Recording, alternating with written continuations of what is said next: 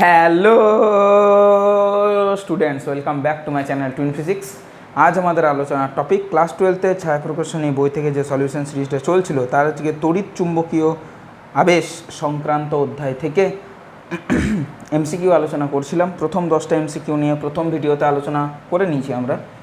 যদি না দেখে থাকো তাহলে এর আগের ভিডিওটা দেখে নাও যদি কিছু না পারা থাকে, কারণ অনেকে তোমরা তো বলছো খুঁজে পাচ্ছ না, অর্থাৎ ভিডিওগুলো খুঁজে পাচ্ছ না, সেটা করে নিতে পারো আর তারপরে ভিডিওটা দেখতে পারো।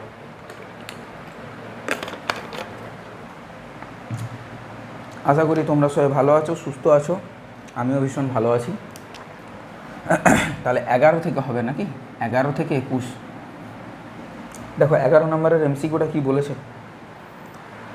প্রথমত এই পাশে একটা নর্থ পোল আছে, এই পাশে একটা সাউথ পোল আছে, প্রথম কথা। দ্বিতীয় কথা হচ্ছে একটা রড আছে, ধাতব দণ্ড, সে এইভাবে আছে, ঠিক আছে। তাকে এই পাশে ঠেলা হচ্ছে, নিয়ে আসা হচ্ছে।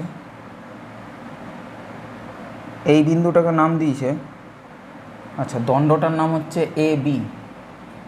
বেশ, নিয়ে আসছে পি পয়েন্টের দিকে, আর ডিরেকশান বোঝানোর জন্য এইভাবে একটা করেছে আর এইভাবে একটা করেছে। এল কিউ, এটা এল মানে এটা কিউ, আর ওপরটা এম, নিচে কিছু দেয়নি। আচ্ছা, নিচে কিছু দেয়নি, মিডিল পয়েন্ট থেকে তুলে নিয়েছে, ঠিক আছে। ওপর দিকে আছে এম, ওপর দিকে আছে এম, ঠিক আছে, এইভাবে আছে। প্রশ্নটা যেটা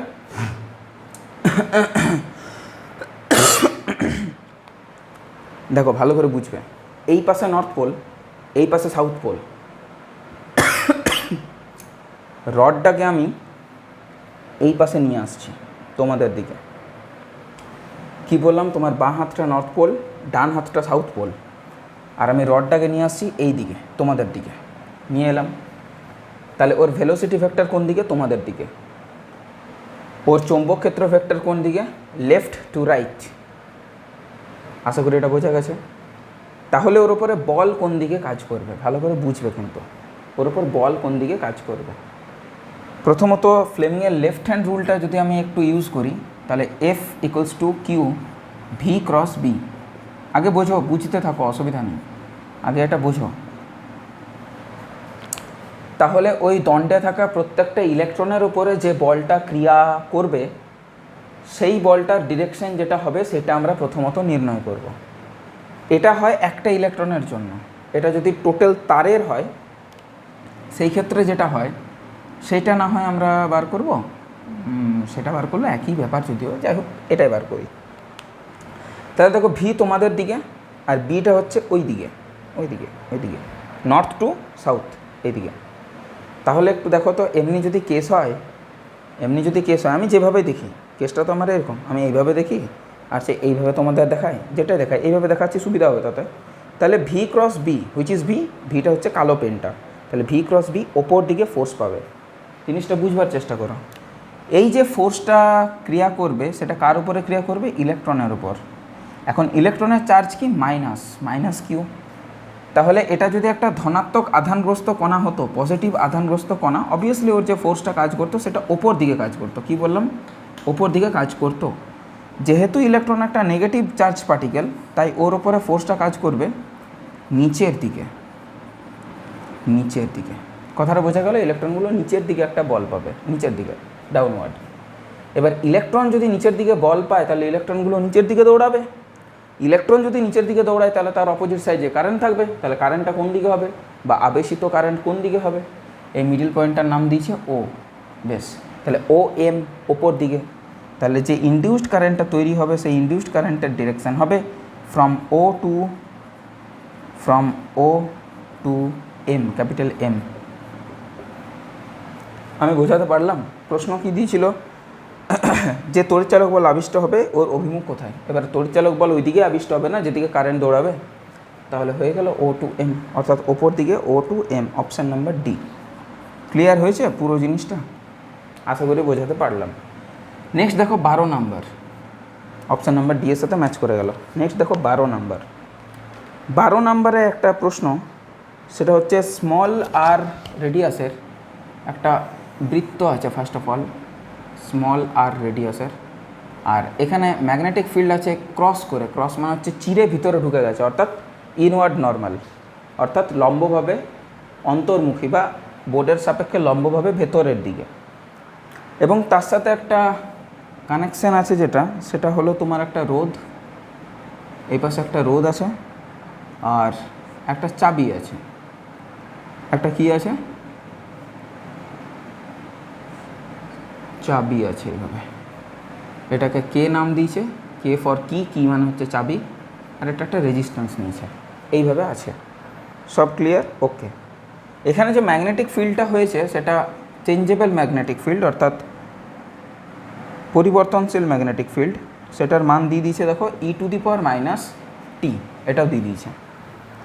এখন কে চাবিটা t=0 সময়ে সংযুক্ত করা হয়, তবে বর্তনীতে উৎপন্ন তাৎক্ষণিক তড়িৎ ক্ষমতা, অর্থাৎ ক্ষমতা জানতে চেয়েছে, পি জানতে চেয়েছে, পি এর মান কত, এটা হচ্ছে বিষয়। তাহলে t=0 সময়ে আমি ইয়েটা করেছি।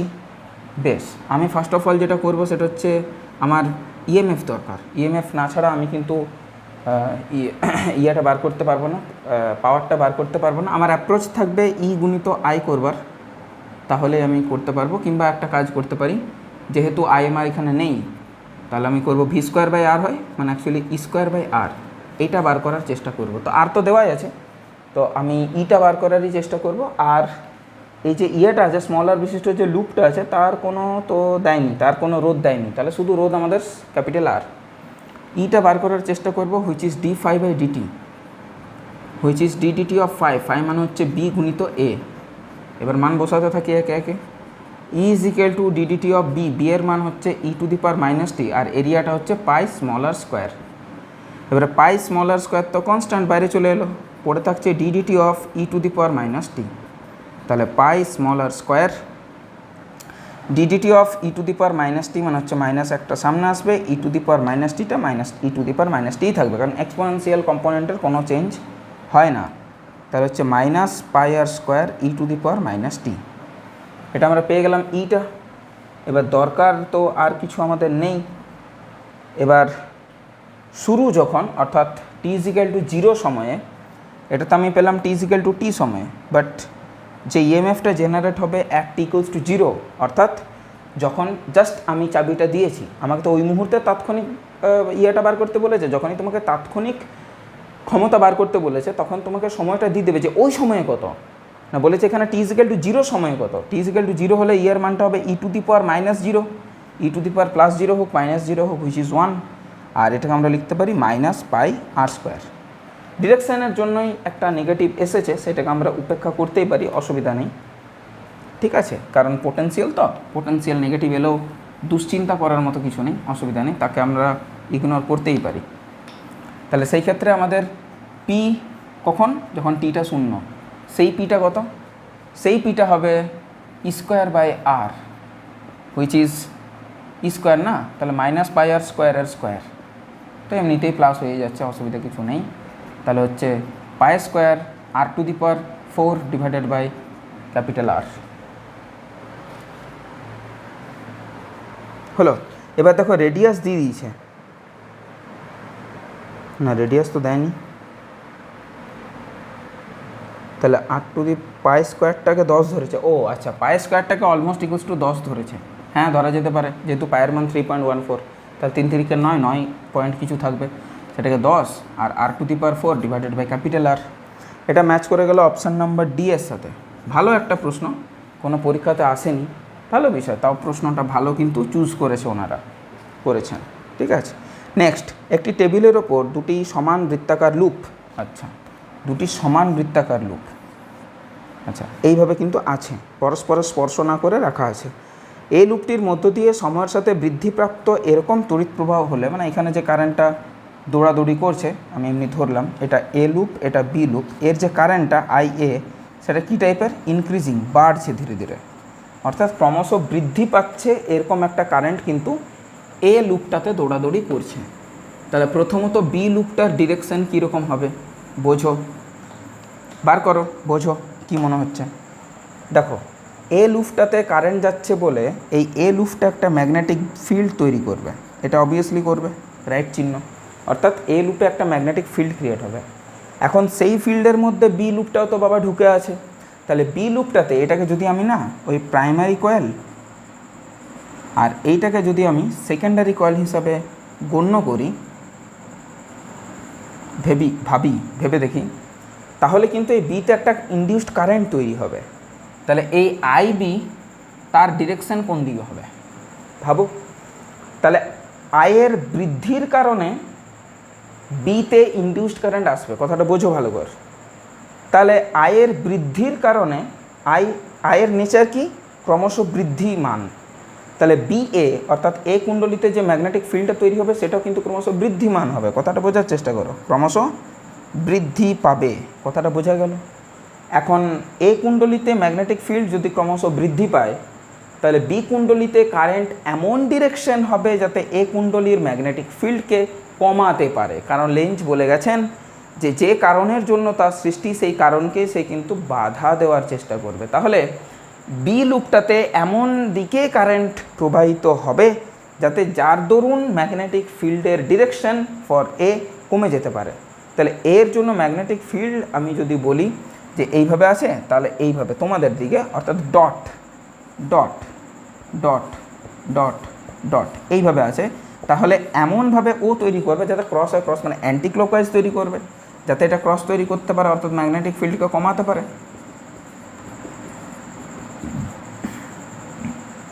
মাথায় ঢুকলো, বোঝা গেল? তাহলে এটা যা ডিরেকশন এটা তার উল্টো ডিরেকশন হবে, এটা গেল ব্যাপার, ভেতর দিকে যেতে হয়। তাহলে এর ডিরেকশানটা হবে ওর ঠিক অপোজিট। এত দূর পর্যন্ত আমার কাছে পরিষ্কার। এখন বিষয়টা দাঁড়ালো যে বি লুপটি কী হবে, ওর দ্বারা আকর্ষণ বিকর্ষণ হেনা তেনা কী হবে। দেখো বোঝার চেষ্টা করো বি লুপটির কী নেচার হবে। দুটো কারেন্ট ক্যারিং ওয়্যার যদি একে অপরের অন্য দিকে কারেন্ট যায়, এটা ধরে চলি, তাহলে তোমাদের বোঝাতে সুবিধা হবে, আমার তোমাদেরকে বোঝাতে সুবিধা হবে। দেখো কি বলছে, এই কুণ্ডলী না নিয়ে আমি একটা সিম্পল ওয়্যার নিলাম, তাহলে সুবিধা হবে বোঝাতে। এইখানে কারেন্ট যাচ্ছে ওপর দিকে, বেশ আই এ। এবারে এই কারেন্টের দরুন বি কুণ্ডলিতে ম্যাগনেটিক ফিল্ড হবে ভেতর দিকে। কোথায় বললাম? ভেতর দিকে, ভেতর দিকে, ভেতর দিকে। তাহলে ভেতর দিকে হলে ক্রস হবে, সরি মাই মিস্টেক, ভেতর দিকে হলে ক্রস হবে, হলো ক্রস। এবার বি যে তারটা, এ তার আর বি তার, তো বি তারটাতে ম্যাগনেটিক ফিল্ড দেখছি আমি ভেতর দিকে, এ পাশেও ভেতর দিকে, অবভিয়াসলি ভেতর দিকে ম্যাগনেটিক ফিল্ড। তো তাহলে বল কোন দিকে কাজ করবে বাবা? আবার সে সেম কেস, তাহলে force is equal to q B V, অর্থাৎ বি তারটাতে ফোর্স কোন দিকে কাজ করবে। লাগাও লেফট হ্যান্ড রুল, কোনো অসুবিধা নেই। লেফট হ্যান্ড রুল যেটা লাগাবো সেটা হচ্ছে এটা, এখানে কারেন্ট যাচ্ছে নিচের দিকে, মানে ইলেকট্রন যাবে ওপর দিকে, ঠিক, মানে ইলেকট্রন যাবে ওপর দিকে। আবার এই যে ফোর্সটা ক্রিয়েট হবে সেটা কিন্তু ইলেকট্রনের উপরে নির্ণয় করছি, তাই একটা নেগেটিভ আসবে। তাহলে ইলেকট্রনের উপরে ফোর্স যেটা কাজ করবে সেটা নির্ণয় করি। ম্যাগনেটিক ফিল্ড ভেতর দিকে, দেখো দেখার চেষ্টা করো, ম্যাগনেটিক ফিল্ড আমি একটু কীভাবে থাকবো, হ্যাঁ এবার ঠিক আছে। ম্যাগনেটিক ফিল্ড ভেতর দিকে, হ্যাঁ স্যার ভেতর দিকে, এটা ম্যাগনেটিক ফিল্ড দেয়, তাহলে এটাকে ভেতর দিকে। কারেন্ট কোন দিকে? এটা ভেলোসিটি মানে ইলেকট্রনের মুভমেন্ট কারেন্ট নিচের দিকে, তাহলে ইলেকট্রন যাচ্ছে ওপর দিকে, তাহলে আমার ফোর্স ভেক্টরটা আছে ওই দিকে। বাট যেহেতু একটা নেগেটিভ, তাই ফোর্সটা কাজ করবে এই দিকে। কথাটা ক্লিয়ার হলো না? আবার বলছি, ভালো করে বোঝো। Q v cross B, v কোন দিকে, অর্থাৎ ইলেকট্রন দৌড়াচ্ছে কোন দিকে? কারেন্ট নিচের দিকে, তাহলে ইলেকট্রন অবশ্যই ওপর দিকে, তাহলে এটা তো ভি দেয়, বুড়ো আঙুলটা ভি দেয়, ভি ক্রস বি দেন এফ পাই। তাহলে এটা ভেলোসিটি দেয়, ভেলোসিটি কার? ইলেকট্রনের। ইলেকট্রন কোন দিকে মুভ হচ্ছে? কারেন্ট যেদিকে মুভ করছে তার উল্টো দিকে। কারেন্ট কোন দিকে? নিচের দিকে, তাহলে ইলেকট্রন অবভিয়াসলি ওপর দিকে, তাহলে এটা গেল ওপর দিকে। ম্যাগনেটিক ফিল্ড কোন দিকে আমার? ম্যাগনেটিক ফিল্ড বোর্ডের সাপেক্ষে ভেতরে দিয়ে দিলাম, সব ঠিক আছে। বুড়ো আঙুল কোন দিকে? ওই দিকে, এর দিকে। অর্থাৎ এই বি তারটা একটা ফোর্স অনুভব করতো, যদি এটা ইলেকট্রনের উপরে আমরা গণনা করতাম না, বাট এখানে তো ইলেকট্রনে পরিপূর্ণ, তাহলে সেই ফোর্সটা কাজ করবে কিন্তু বাইরের দিকে মানে বি যে তারটা বা বি যে লুপটা যাই বলো না কেন সেটা বিকর্ষণ করবে এর সাথে, কারণ ও দূরে সরে যাচ্ছে, রিপালসিভ নেচার। তাহলে বি তারটি বা বি লুপটি যাই বলো না কেন, এখানে যেহেতু আমি তার নিয়ে জিনিসটা বোঝালাম তাই ওটা হচ্ছে বি তারটি বিকর্ষণ বল অনুভব করবে, বিকর্ষণ বল অনুভব করবে, এটা হবে অ্যান্সার। দেখো কার সাথে ম্যাচ করলো, এ বলটি দ্বারা বিকর্ষিত হবে, যেটাই বলো না কেন একই ব্যাপার। সি। নেক্সট প্রশ্ন হচ্ছে 14 নাম্বার।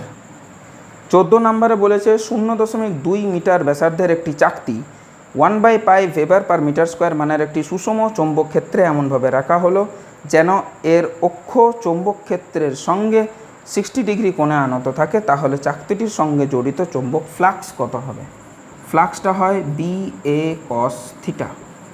তো এখন বি যেটা ম্যাগনেটিক ফিল্ড হুইচ ইজ 1/π, এরিয়াটা হবে পাই আর স্কোয়ার, পাই ইন্টু আর স্কোয়ার মানে 0.2 ব্যাসার্ধ, তো তাহলে 0.04, সব ঠিক আছে। কস 60 ডিগ্রির মান হয় হাফ, এটা কেটে গেল, এটা কাটলে 0.02 হুইচ ইজ 0.02 ভেবার।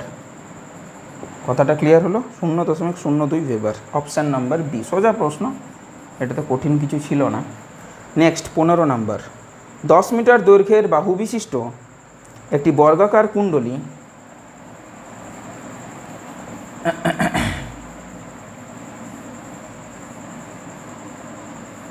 10 মিটার বাহু বিশিষ্ট একটি বর্গাকার কুণ্ডলী চৌম্বক ক্ষেত্রের সঙ্গে 45 ডিগ্রি কোণে আনত। বেশ ঠিক আছে। এখন চুম্বক ক্ষেত্রটি 0.7 সেকেন্ডে, টাইমটা কত? 0.7 সেকেন্ডে 0.1 টেসলা থেকে সুষম হারে হ্রাস পেয়ে 0 হলো। 0.1 টেসলা, 0.1 টেসলা থেকে 0 টেসলাতে কনভার্ট হলো, which is change in magnetic field. বেশ, তারটির রোধ 1 ওহম হলে আবিষ্ট তড়িৎ প্রবাহের মান কত? তড়িৎ প্রবাহের মান মানে কারেন্ট জানতে চেয়েছে, এটা কত? সেটা হবে আবিষ্ট তড়িৎচালক বল ডিভাইডেড বাই রেজিস্ট্যান্স। আবিষ্ট তড়িৎচালক বলটা কত হবে? D dt of phi. তাহলে ডিডিটি অফ ফাইয়ের জায়গাতে আমি বি এ লিখতে পারি, B A cos theta, cos 45 degree লিখতে পারি। এরিয়া কনস্ট্যান্ট বাইরে আসবে, কস 45 ডিগ্রি 1/√2। এখন ডিডিটি অফ বি এটা লিখতে পারি। এরিয়ার জন্য আমরা ইউজ করব 10 সেন্টিমিটার বাহু বিশিষ্ট একটি বর্গাকার, তো তাহলে 10 স্কোয়ার হচ্ছে 100, আর মিটার স্কোয়ারে কনভার্ট করতে গেলে 10⁻⁴ 1/√2 ডিবি বাই ডিটি।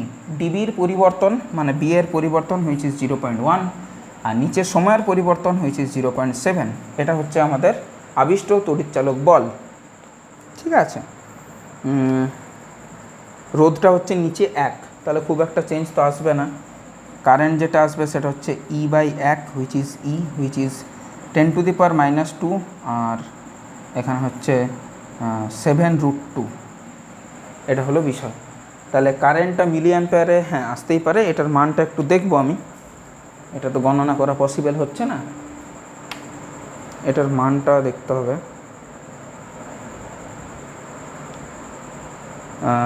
1/7/√2, তাহলে এটাকে আবার 10 দিয়ে ভাগ, 10 দিয়ে গুণ, তাহলে ইন্টু 10, ওই 1 মিলি অ্যাম্পিয়ার আসছে। এটা আসছে 1 milli ampere, approximately 1 milli ampere. বোঝাতে পারলাম? মাথায় ঢুকেছে? 15 নাম্বারও কমপ্লিট হলো। 21 অবধি যাব আমরা। দেখো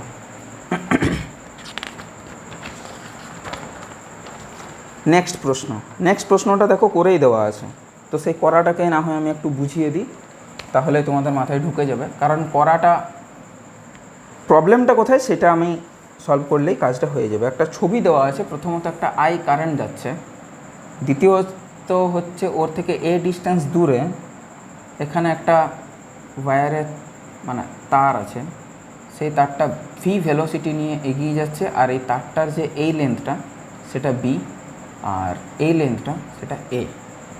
সব কিছু ঠিক আছে। এবার বিষয়টা হচ্ছে আবিষ্ট তড়িৎচালক বল। হ্যাঁ, এখানে একটা কারেন্ট যাচ্ছে অবভিয়াসলি, তাহলে এই কারেন্টটা যখন যাচ্ছে তাহলে এই যে তারটা, এটা তার তো অসীম দৈর্ঘ্যের ঋজু পরিবাহী, হ্যাঁ, এই তারটার মধ্যে একটা ম্যাগনেটিক ফিল্ডও কাজ করবে। ম্যাগনেটিক ফিল্ড আছে মানে সেখানে একটা আবেশ সংক্রান্ত ঘটনার কারণে ওই তারটার মধ্যে একটা তড়িৎচালক বল আবিষ্ট হবে। আচ্ছা, এই যে তারটা, এই তারটার দরুন এই তারটাতে কোন দিকে ম্যাগনেটিক ফিল্ড ক্রিয়েট হচ্ছে, প্রথম কথা। আচ্ছা, দিকটা আমাদের জানার দরকার নেই, আমরা কাজ করে আমি মান বার করে নিই, ঠিক সেটাও আমরা বার করতে পারি, অসুবিধা নেই। তাহলে এই তারটার আমরা একটা ক্ষুদ্র অংশ ধরবো। কেন ক্ষুদ্র অংশ ধরবো জানো? ডিস্টেন্সটা ভ্যারি করে যাচ্ছে। কোনো জায়গাটা ওর থেকে এ ডিস্টেন্স দূরে, আবার কোনো জায়গাটা ওর থেকে বি ডিস্টেন্স দূরে, এতটা জুড়ে তারটা আছে। তাই আমি একটা মেজরিটি মানে একটা কমন অংশ ধরছি এক্স লেন্থের, ডিএক্স লেন্থের, এবং সেটা এক্স ডিস্টেন্স দূরে অবস্থিত। এই এক্সের যে মানটা ভ্যারি করবে সেটা ফ্রম এ টু বি হয়ে গেল গল্প, এ to A plus B, A to A plus B, এ ধরলে এই প্রান্তটা, এ প্লাস বি ধরলে এই প্রান্তটা, তাহলে পুরো তারে আমার ইন্টিগ্রেশন কমপ্লিট হয়ে যাবে। এবার যদি বলি ডিএক্স অঞ্চলে, ডিএক্স ছোট্ট অঞ্চলে, ডিএক্স অঞ্চলে চৌম্বক ক্ষেত্র, জাস্ট ওইটুকু জায়গাটাতে চৌম্বক ক্ষেত্র কতটা হবে না, ডিএক্স অঞ্চলটা ওই তার থেকে কতটা দূরে অবস্থিত বাবা, এক্স ডিস্টেন্স দূরে। তাহলে ছোট যে ম্যাগনেটিক ফিল্ডটা ক্রিয়েট হবে ডিবি, অবভিয়াসলি এটার ইন্টিগ্রেশন করব, সেটা হবে মিউ জিরো, মানে অসীম দৈর্ঘ্যের ঋজু পরিবাহী তারের জন্য সূত্রটা কি, mu zero by 4 pi I by R sine theta 1 plus sine theta 2, ওটা 2 হয়ে যায়, এটা কাটলে mu zero I by 2 pi R, mu zero I by 2 pi R. তাহলে mu zero I by 2 pi R না দিয়ে এক্স, এক্স দেবো না আমরা এখানে, এখানে আমরা ডিএক্স দেবো, কারণ অঞ্চলটা হচ্ছে ডিএক্স, ওর দৈর্ঘ্যটাকে আমরা চিহ্নিত করি এখানে। তাহলে mu zero I by 2 pi x, sorry 2 pi x, দূরত্বটা না, দূরত্ব কতটা আছে, এক্স ডিস্টেন্স দূরে আছে, এটা হবে কিন্তু আমাদের ম্যাগনেটিক ফিল্ড। এবার এক্স লম্ব দূরত্বে ম্যাগনেটিক ফিল্ড তো আমরা পেয়ে গেলাম, অসুবিধা নেই, কিন্তু আমাদের দরকার কিন্তু ই দরকার, ই মানে হচ্ছে তড়িৎচুম্বকীয় বল, ইএমএফ দরকার, which is integration of D, বলতেই পারি, হ্যাঁ স্যার পারেন। আচ্ছা, ডিটা কত হবে বলো না, ই কত হয়, ই আমরা জানি d phi by dt, d phi by dt, বা বলতে পারি আর একটা জিনিস, সেটা হলো, আচ্ছা এই তারটার তো কোনো এরিয়াটা তো নেই, না নেই, তাহলে হ্যাঁ বিএলভি, এই জিনিসটাকে আমরা কাজে লাগাতে পারি, অবশ্যই পারি। তাহলে এখানে ডিবি হলো ই ইজিক্যাল টু বিএলভি হয়, দেখো আবার পুনরায় করি, ই ইজিক্যাল টু বিএলভি, সূত্রতে এটা অসুবিধা নেই, দেখো সবাই কিন্তু একে অপরের সাথে পারপেন্ডিকুলারলি আছে, অসুবিধা নেই কিছু, ঠিক আছে। তাহলে যদি আমি বলি যে ডিই বার করবো, ক্লোজড ইন্টিগ্রেশন ডিই, এটাই তো হবে আমাদের ই। আচ্ছা, তাহলে ক্লোজড ইন্টিগ্রেশন মানে ইন্টিগ্রেশন ডিই, তাহলে ডিবি হবে, আর ওর যে লেন্থ হুইচ ইজ বি, ছোট হাতের বি, আর ওর যে ভেলোসিটি সেটা অমনিই থাকবে, কোনো অসুবিধা নেই। তাহলে ডিবিটাকে যদি আমরা বলি বি ডিবি, অর্থাৎ ডিবির যে মানটা, সেই মানটা আমরা এখানে পুট করতে পারবো, আর ওর যে ইয়েটা, যেহেতু আমি এই ক্ষুদ্র অংশের উপরে করছি, তাহলে আর লেন্থটা বি কেন হবে, লেন্থটা ডিএক্স হবে, ওর যে চওড়াটা, আমরা তো টোটাল জিনিসটা বার করছি এইটুকুর জন্য। এবার আমি ইন্টিগ্রেশন মারবো ফ্রম এ, মানে এক্সের মানটা from A to A plus b, from A to A plus b, বেশ এক্সের মানটা বসাবো। যাই হোক, তাহলে ইন্টিগ্রেশন আমি করছি from A to A plus B, okay. ডিবির যে মান which is mu zero I by 2 pi x, okay done, তার সাথে ডিএক্স, তার সাথে ভি, ব্যাস এই ইন্টিগ্রেশনটা করলাম, তাহলেই আমার কাছে অ্যান্সার চলে আসবে, অসুবিধে কিছু নেই। বোঝাতে পারলাম, মাথায় ঢুকলো? তাহলে এই ইন্টিগ্রেশনটা আমাদেরকে করতে হবে। তাহলে দেখো মিউ জিরো বাইরে আসবে, আই বাইরে আসবে, ভিটাও বাইরে আসবে, ডিভাইডেড বাই 2 পাইটাও বাইরে আসবে, পড়ে থাকবে ডিএক্স বাই এক্স, এবং সেটাও আপার লিমিটটা হচ্ছে এ প্লাস বি, লোয়ার লিমিটটা হচ্ছে এ, ওকে ডান।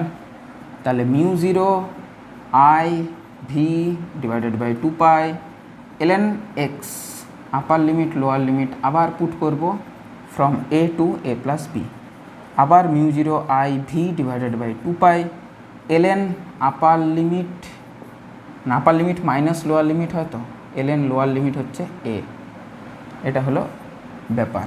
তাহলে এখানে আমরা বসাতেই পারি যে mu zero I V divided by 2 pi, বিয়োগ মানে ln এর ক্ষেত্রে ভাগ, A plus B by A, তাহলে আবার বলতে পারি mu zero I V divided by 2 pi ln 1 plus B by A, it is ই।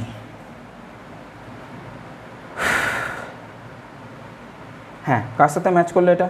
এটা ম্যাচ করলো অপশান নাম্বার বি এর সাথে, অপশান নাম্বার বি এর সাথে। ক্লিয়ার? সর্টেড? মাথায় ঢুকলো? চলো 16 নম্বরের প্রশ্ন এখানেই আমরা করলাম শেষ। আশা করি বোঝাতে পেরেছি। বুঝতে না পারলে অবশ্যই কমেন্ট সেকশানে কমেন্ট করবে। নেক্সট আমাদের প্রশ্ন যেটা, সেটা হচ্ছে 17 নম্বরের প্রশ্ন। আর ব্যাসার্ধের আর ক্যাপিটাল আর রোধ বিশিষ্ট একটি বৃত্তাকার পরিবাহী তলের সঙ্গে একটি চৌম্বক ক্ষেত্র এত প্রয়োগ করা হলো B is equal to 2t plus 4t square. এটা হচ্ছে বিষয়। বেশ, এবার টি ইজিক্যাল টু 0 থেকে টি ইজিক্যাল টু 2 সেকেন্ড সময়ের মধ্যে বৃত্তাকার পরিবাহীর মধ্যে যে তড়িতাধান প্রবাহিত হবে তা হলো তড়িতাধান। আধানটা কত প্রবাহিত হবে? আধানটা প্রবাহিত যেটা হবে সেটা হলো ইন্টিগ্রেশন আই ডিটি। অবভিয়াসলি তাই। তাহলে ইন্টিগ্রেশন আইটাকে লিখতে পারি যে ই বাই আর ডিটি। হ্যাঁ, তাও লেখা যেতে পারে, অসুবিধা নেই। এখন ইটাকে আমরা লিখতে পারি কি, দেখো আরটাকে বাইরে নিয়ে এলাম, ইটাকে কি লিখতে পারি ডি ফাই বাই ডিটি। হ্যাঁ, তাও লিখতে পারি ডিটি। এটা কেটে যায়, ওইভাবে কাটা না, যদিও কাটাটা উচিত না। এটা হচ্ছে ফাই। এটা হলো বিষয়। বোঝাতে পারলাম? মানে ফাই বাই আর অ্যাকচুয়ালি বোঝাতে পারলাম। তো কিউ যেটা হবে সেটা হবে 1 বাই আর। অ্যাকচুয়ালি এটা phi 2 minus phi 1, phi 2 minus phi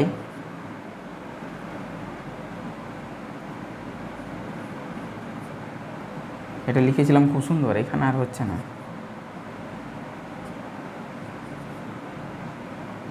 phi 2 minus phi 1, যাই হোক, যেমন ফাই লিখি তেমনি, যাই হোক, এটা হচ্ছে বিষয়। তাহলে ফাই 2 মানে হচ্ছে ওই সময়টা, যে সময়টা হচ্ছে টি ইজিক্যাল টু 2 সেকেন্ড।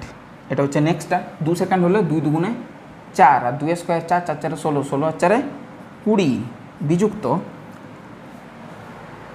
একটা এরিয়া থাকবে না? এটাই তো ভুল হলো।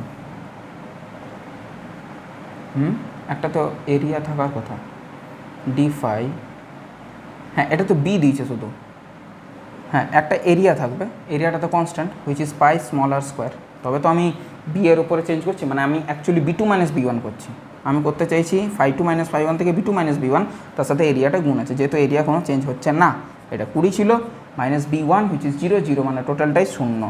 তাহলে হচ্ছে পাই আর স্কোয়ার। তাহলে অ্যান্সারটা হবে 20 pi small r square divided by capital R. Option B West Bengal joint 2013-তে এসেছিল।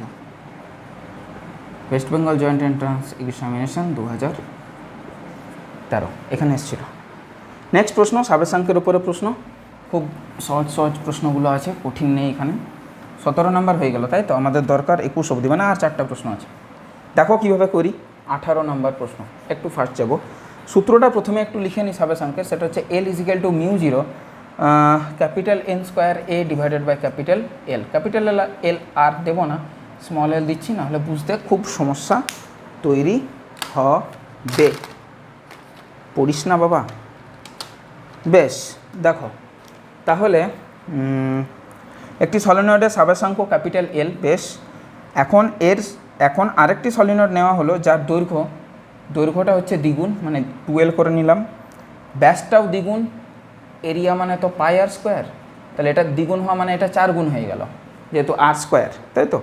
আর পাক সংখ্যাও দ্বিগুণ নিলাম, তাহলে আর একটা দ্বিগুণ আসবে এর সাথে, তাহলে এটা কেটে গেল। তাহলে নতুন যেটা হবে সেটা হচ্ছে 4 টাইমস, অর্থাৎ 4 গুণ হয়ে যাবে বা 4L হয়ে যাবে। অপশান নাম্বার সি আছে।